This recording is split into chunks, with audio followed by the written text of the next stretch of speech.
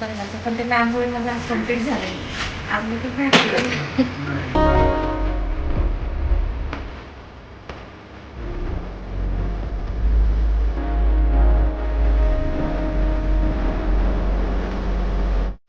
खूप छान वाटलं. सगळ्यांचं गायडन्स खूप छान.